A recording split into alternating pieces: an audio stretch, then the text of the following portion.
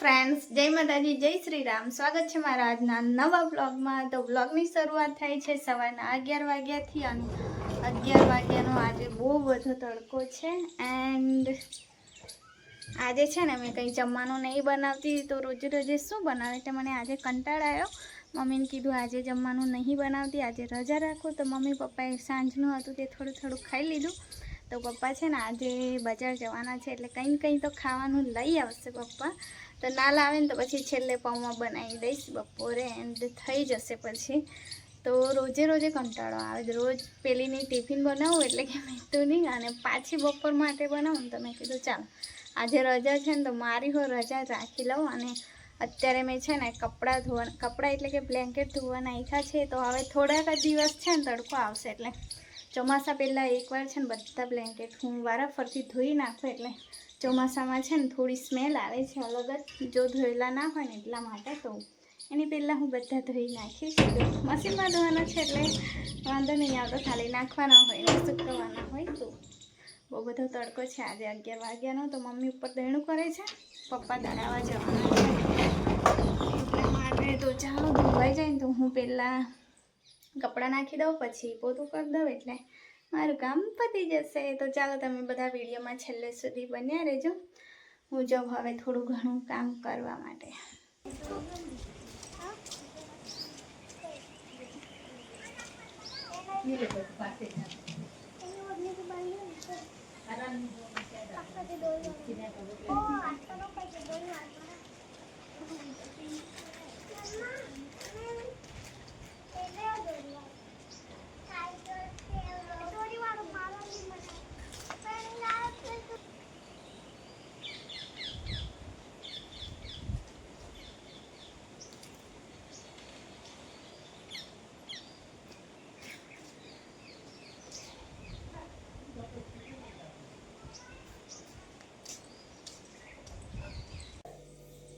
બનાવો ને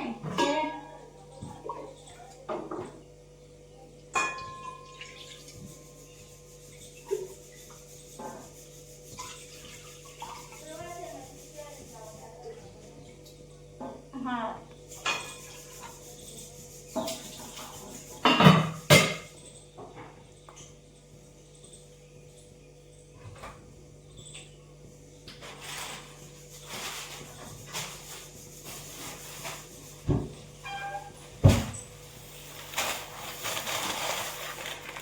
આજે મેગી બની.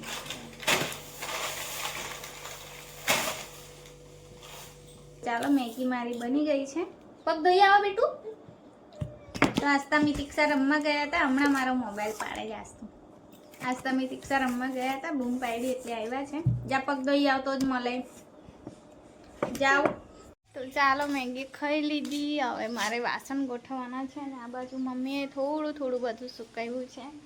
થોડા ઘઉં છે, વરિયાળી છે, વાલ છે, એવું બધું કાઢ્યું છે.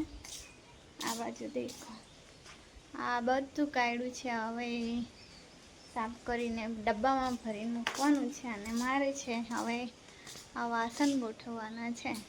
તો આખો દિવસ આવું થોડું કામ જ હોય છે. અને મેં તિક્ષા મને છે ને લીંબુ શરબત બનાવી આપે છે. મને તબિયત સારી નહીં લાગતી, કમશક્તિ લાગે છે, ખબર નહીં કેમ અચાનક બહુ કમશક્તિ લાગે છે. એટલે મેં કીધું થોડી વાર, મને છે ને આમ કમશક્તિ લાગે ને તો શરીર બહુ દુખે. પેલા ઇન્જેક્શન મારેલા છે ને રીઢની હડ્ડીમાં, તો એના લીધે તો એને ઘસી, મેં કહું એટલે તરત એ છે ને ગમે તે કરતી હોય મને તરત ઘસી આપે. તો છોકરી હોય ને તો એક ફાયદો એ છે કે આપણી તકલીફ છે ને જલ્દી સમજે. છોકરા ખબર નહીં સમજતા હોય પણ ઓછા. અમારી ઢીંગલીને તો કહું એટલે તરત મને કરી આપે, રમતી હોય તો પણ. તો હમણાં મારા માટે લીંબુ શરબત બનાવે છે. તો ચાલો તેટલી યાર હું ધીમે વાસણ તો ગોઠવી દઉં ને.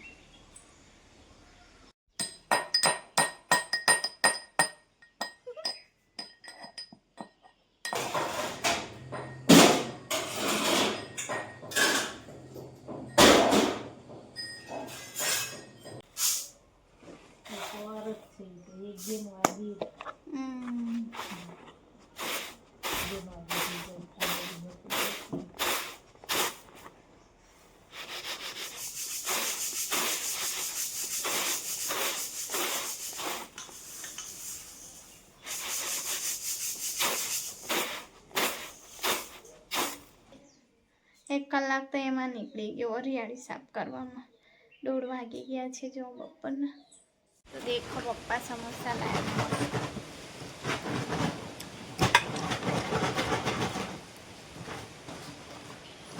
રાજન ના છે ને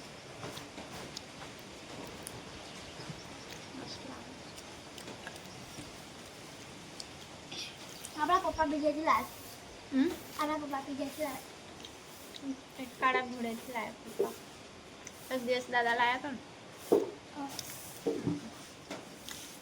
એ મસ્ત લાગે. આને અંદર આટલે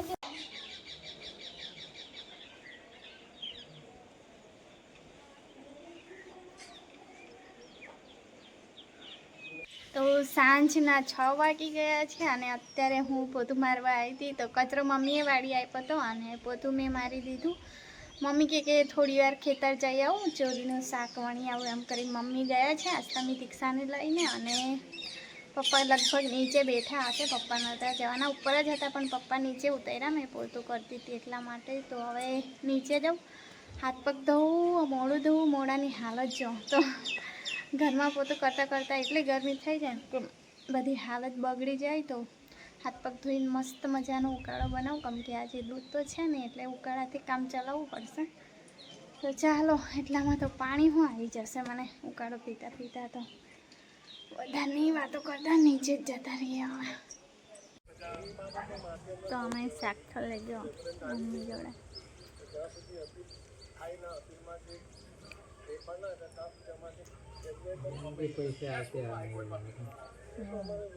બોલતો નહીં તો એવું જ હશે કે.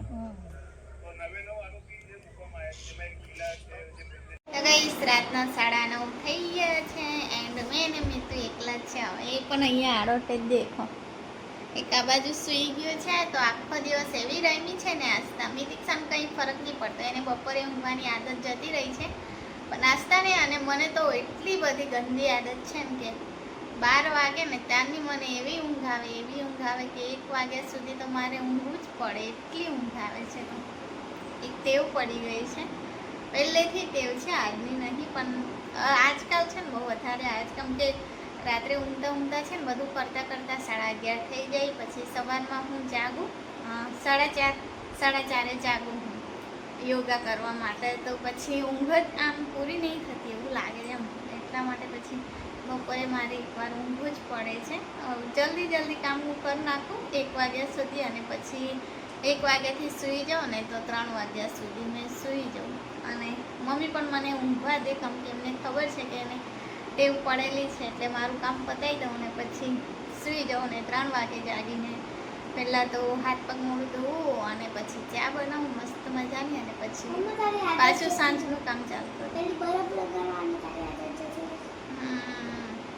બરફ તો વાઇસમાં મેં મોડું એ કરતી હતી ને એટલે મીતું કે તારી આદત જતી રહી એમ. તો ટાઈમ એડજસ્ટ નહીં થતો. સવારમાં કરીએ તો સવારમાં તો એટલી હળબડી હોય ને. દેખો અમે 4:30 જાગો, યોગા કરું 6 વાગ્યા સુધી. હા 6 વાગ્યા સુધી ના 6 ક્યાં 6 વાગે તો કેટલું અજવાળું થઈ ગયું. 5:30 સુધી કરું, પછી બહાર આવું, કપડાં ચેન્જ કરું પાછી અને પછી કચરો વાળું અને પછી બ્રશ કરું, પછી ઉકાળો બનાવું. ઉકાળો પીતા પાણી આવી જાય એટલે પછી પાણી ભરું. પછી પાણી ભરીને પછી આના માટે ટિફિન રેડી કરવાની હોય મારે. કપડાં તો મમ્મી ધોવે છે અને વાસણ હું રાત્રે ધોઈ નાખું છું દીક્ષા જોડે. તો દીક્ષા મને બહુ હેલ્પ કરાવે. કોઈક દિવસે એ ધોવા લાગે છે, કોઈક દિવસે નહીં ધોવા લાગતી એવું કરે છે. દેખે છે પાછી. તો દીકરી છે તો મા માટે સારું હોય છે. અને મારી મિતિક્ષા છે ને મારા જેવી છે બંને. એટલે આસ્થા અને મિતિક્ષા બંને છે.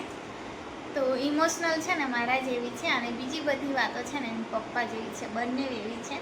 ખાલી ઇમોશનલ મારા જેવી છે કે મમ્મીને કશું થાય ને તો તરત ઊભી થઈ જાય. અને મેં રાત્રે 3 વાગે કેમ નહીં જગાડતી કે જાગ, મને આ થયું છે, મને આ કરી આપતો, એટલા વાગે જાગે. તો હંમેશા દુઃખમાં છે ને દીકરી આમ દીકરા પણ એવા હોય સપોર્ટ કરતા હોય. અમુક નહીં, મારા ભાઈ પણ એવા છે કે એ પણ લાગણીવાળા છે. અને ઘરે ફરક હોય એમ. તો અહીં પણ થોડો ફરક છે અને મારા ઘરે બે વચ્ચે બહુ ફરક છે.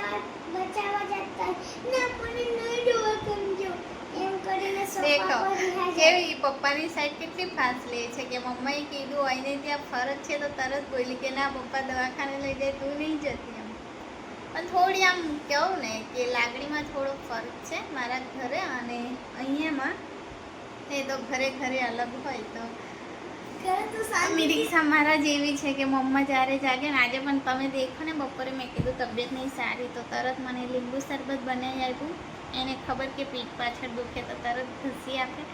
એટલું સારું છે કે દીકરી માને સમજે છે કે મમ્માને દુઃખ થાય છે તો હું કરી આપું. બાકી તો બહુ હેરાન કરે છે. બહુ સારી પણ નથી.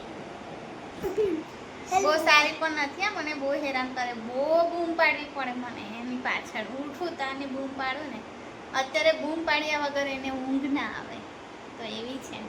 સારી પણ છે અને નથી પણ સારી. હા ને સાચી વાત ને બહુ ગંગડાવે ને મમ્માને.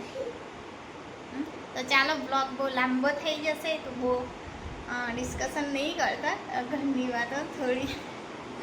અને તો જોશે તો ખરી ને મોટી થશે તો મમ્મા કદાચ હોય ના હોય તો મારી છોકરી જોશે કે આવી આવી લાઈફ હતી નાનપણમાં. કેવું આપણે તો ખાલી યાદ કરી શકીએ છીએ કે આવું કરતા હતા તેવું કરતા હતા. અમુક વાતો યાદ હોય અમુક વાતો ના યાદ હોય નાનપણની. તો મિરિક્ષાનો એક ફાયદો છે કે મમ્મા વિડીયો બનાવે છે તો એ જોઈ શકશે. અને આસ્થા તો બાળપણથી જ એનું તો બધું છે વિડીયો ફોટા તો તમે માનો ને ફોનમાંથી કદાચ ડિલીટ થઈ જાય ફોન ખોવાઈ જાય તો એ પણ જતા રહે. પણ મેં જે વિડીયો બનાવ્યા છે ને અપલોડ કર્યા છે ને એ આસ્થા હંમેશા જોઈશે. એ મોટી થશે એના લગ્ન થશે એ બધું.